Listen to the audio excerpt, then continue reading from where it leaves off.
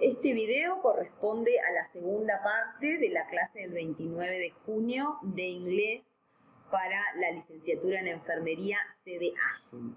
Continuaremos aquí trabajando con el artículo de investigación, en particular las características y la estructura del abstract o resumen de un artículo. ¿Sí? Un abstract estructurado tiene la característica de tener separadas las diferentes secciones, ¿sí? Y cuenta brevemente lo que luego va a desarrollar en cada una de las secciones del artículo.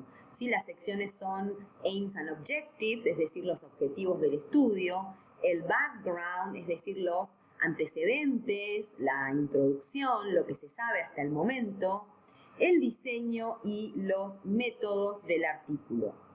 ¿Sí? Entonces tenemos, en un abstract estructurado tenemos el título, primero la identificación del tipo de artículo, original article, es un artículo original o un artículo de investigación, y tenemos aquí el título que resume el contenido del abstract.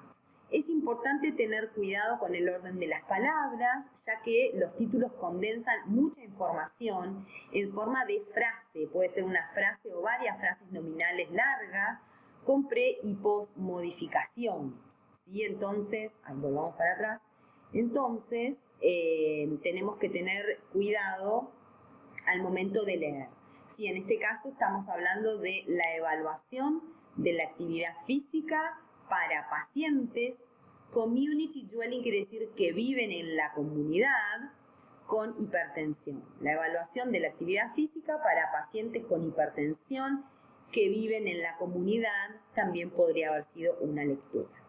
Bien, luego vamos a analizar el primer pedacito, la primera sección de un abstract, que son los objetivos, es decir, qué se propusieron lograr los autores, por qué realizaron la investigación, y aquí tenemos que prestar atención al uso de la palabra to, dado que tiene diferentes funciones en inglés.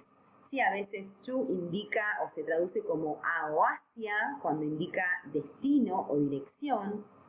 A veces se traduce como para, cuando indica propósito, y otras veces no se traduce. Y este es el caso de los ejemplos que tenemos aquí. El to no se traduce cuando simplemente cumple la función de introducir un verbo en infinitivo. ¿Sí? Entonces aquí el estudio apuntó o tuvo como objetivo evaluar la proporción de pacientes chinos con hipertensión, quienes cumplieron las recomendaciones de las pautas de manejo de hipertensión chinas para la actividad física semanal y determinar, no y para determinar, sino y directamente determinar posibles factores asociados que impactan en el cumplimiento de la recomendación de la actividad física semanal. Bien, luego teníamos el background, que también se llama, dijimos, introduction, donde menciona, o los autores mencionan el área, el tema o el problema investigado y cuál sería la importancia de realizar esta investigación, para qué investigo.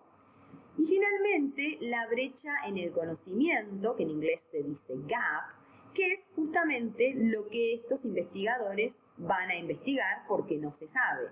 Si entonces, por ejemplo, aquí tenemos el tema de investigación y su importancia. La evaluación precisa de los niveles de actividad física para pacientes hipertensos es importante para, acá to se traduce como para, porque es el propósito, para qué es importante, para determinar los resultados de salud de los pacientes y las medidas de intervención. Sin embargo, y aquí comienza la brecha, ¿qué es lo que no se sabe? Sin embargo, la mayoría de la evidencia acerca de la prevalencia de la actividad física viene de o proviene de países desarrollados. Por lo tanto, estudios o se necesitan estudios de países en desarrollo o en vías de desarrollo. Si esta brecha del conocimiento es lo que no se sabe, es lo que estos investigadores se proponen estudiar. Luego tenemos el diseño, es decir, el diseño y los métodos, ¿no? Es decir, cómo se hizo la investigación. Tenemos una variedad de técnicas detalladas en el glosario de páginas 104 y 105, y si participaron personas, cómo se las seleccionó, se las descartó, cuáles fueron los participantes y cuál fue el lugar donde se realizó la investigación. ¿Sí? Entonces, en el caso del diseño, un diseño de corte transversal fue adoptado para este estudio, y en el caso de los métodos, mencionan la selección de los participantes. ¿Sí? Los participantes fueron recluidos utilizando un método de muestreo de conveniencia. Luego tenemos el lugar donde se realizó de 3 centros comunitarios de atención de la salud en Guangzhou, al sur de China.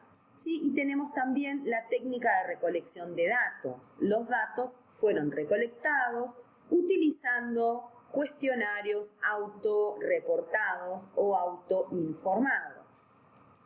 Bien, luego tenemos información acerca de los resultados, datos sobre quienes completaron el estudio, la cantidad, el sexo, la edad, el resumen de los principales resultados que luego se resaltarán a lo largo de esa sección del artículo.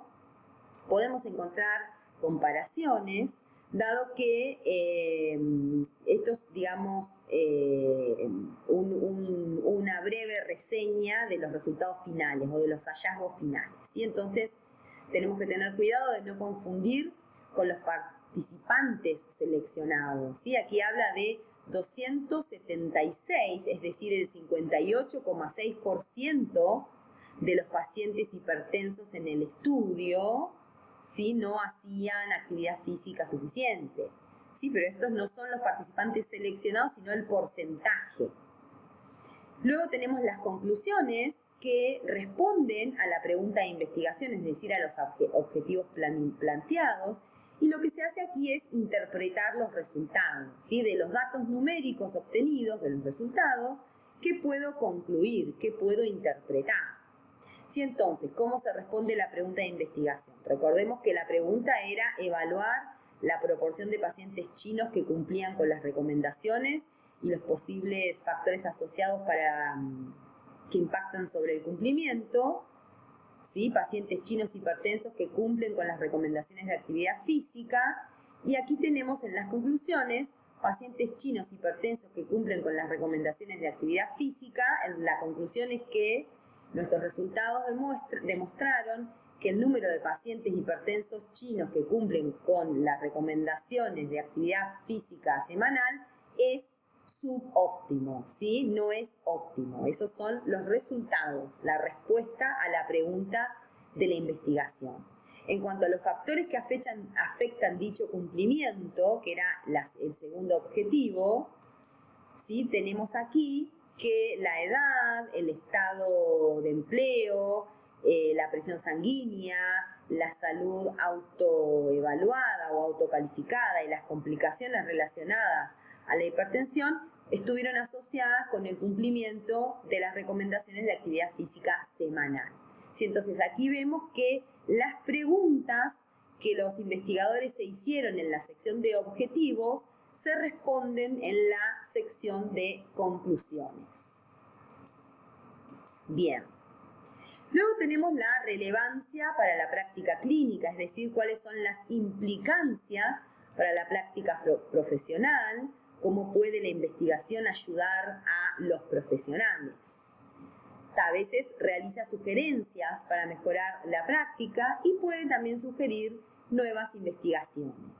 ¿Sí? Entonces aquí tenemos que los resultados o los hallazgos implicaron que los pacientes hipertensos que no hacían suficiente actividad física eran subgrupos que necesitaban instrucciones específicas en la motivación y actividad física para tomar parte o para involucrarse en la actividad física. La recomendación para los profesionales es que los enfermeros deberían considerar proporcionar o la proporción de asesoramiento y supervisión para estos pacientes. ¿Sí? Esas son las recomendaciones. Y cuando habla de these patients, el referente son los pacientes hipertensos que no hacían actividad física suficiente. ¿Sí? Todo eso que está resaltado con verde es el referente de estos pacientes. Bien. También podemos tener abstracts que sean diferentes, es decir, no estructurados, ¿sí? O tradicionales. Y en este caso tendríamos todo en una misma sección, ¿sí? No tendríamos dividido, tendríamos el propósito de este estudio era explorar los encuentros de enfermeros y pacientes, de todo está condensado en un solo párrafo, digamos. Estos son aún más difíciles de interpretar. Sí, entonces, veamos aquí que tenemos primero el objetivo. El propósito de este estudio fue explorar los encuentros paciente-enfermero desde la perspectiva de un enfermero matriculado de atención de la salud domiciliaria.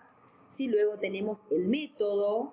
Sí, se utilizó un diseño descriptivo cualitativo para recolectar datos de una muestra de 20 enfermeros, bueno, de esa ciudad, bueno, todos los detalles.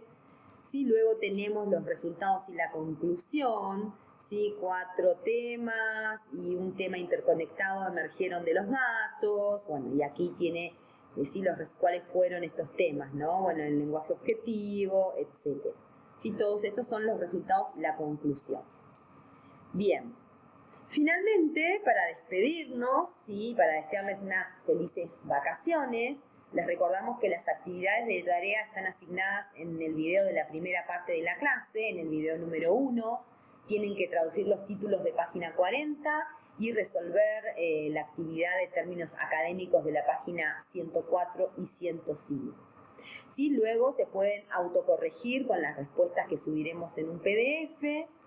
Les recomendamos que aprovechen quienes lo necesiten para ponerse al día con las actividades atrasadas, los videos, el material, todo lo que hemos visto en el primer cuatrimestre. Y bueno, nos vemos luego del receso, les vamos a informar novedades y fechas a través del grupo de Facebook y de la PEDCO, ¿sí? Y cualquier otro cambio que nos indiquen desde la facultad. Así que bueno, les deseamos un buen descanso y unas felices vacaciones.